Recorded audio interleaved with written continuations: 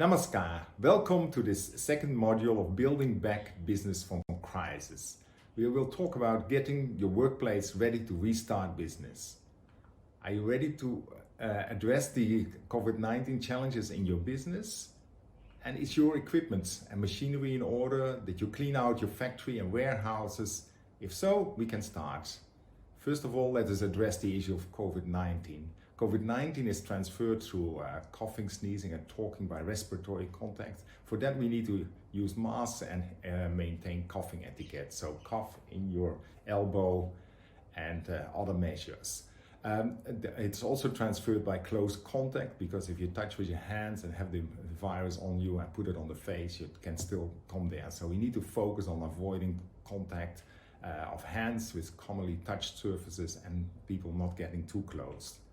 So there's basically 5 ways of minimizing COVID transmission in the workplace. First of is to survey and isolate people who might have infections. So people feeling unwell should basically recover at home and not come into the workplace. Second is to maintain distance at all times.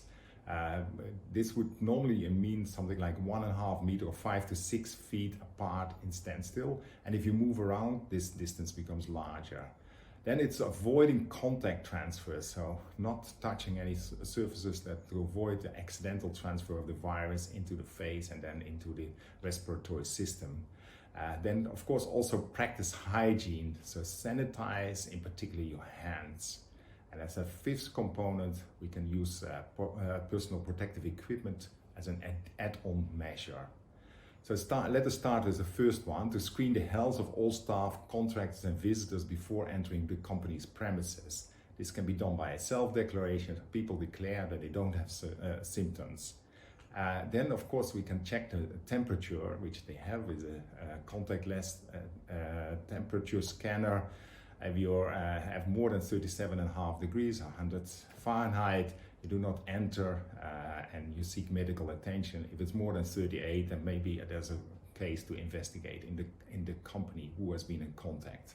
And then, of course, also restrict non-essential entries, so food deliveries, other things, and also avoid people who are at risk because of age or underlying conditions.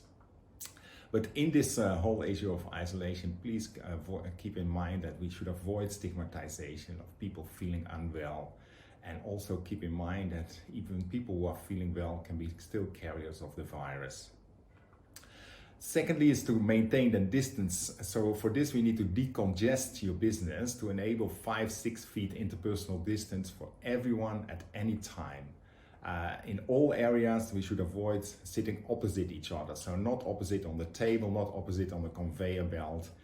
We can look at staggered shift times so that we don't start all at the same time, but with 5-10 minutes difference. We go at different times to lunch.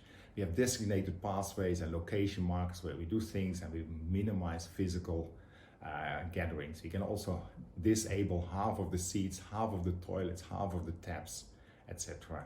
In the factory and warehouse, we should look at a one-way flow of goods and people, so people cannot run into each other. All activities aligned to specific locations, and spacing out work locations, so putting work locations further apart, or if that's not possible, put up some divider or sheeting in between. Then, of course, it's also avoiding contact transfers, so minimize the risk of contact transfers by reducing and eliminating touch points.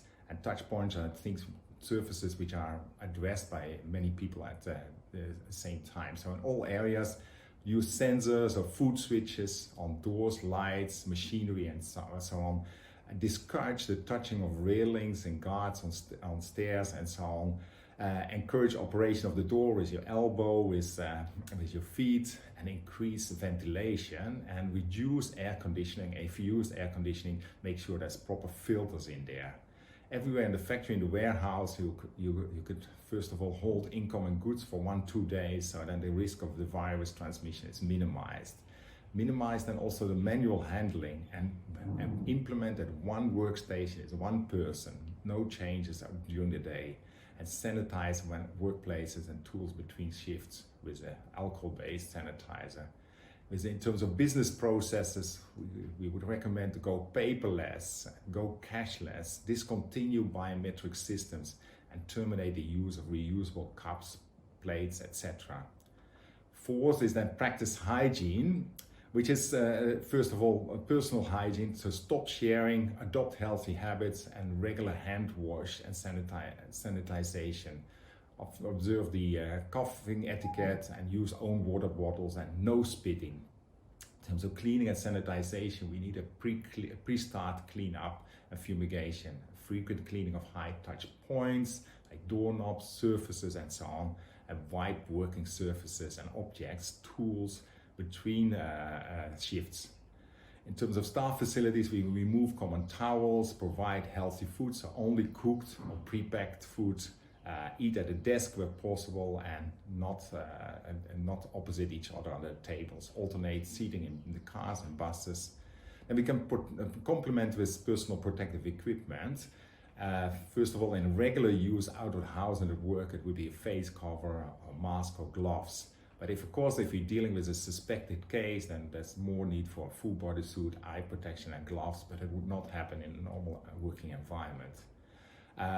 Of course, important, before you put on any PPEs or remove it, sanitize your hands. Otherwise, with your hands and putting it on your face, you can infect yourself.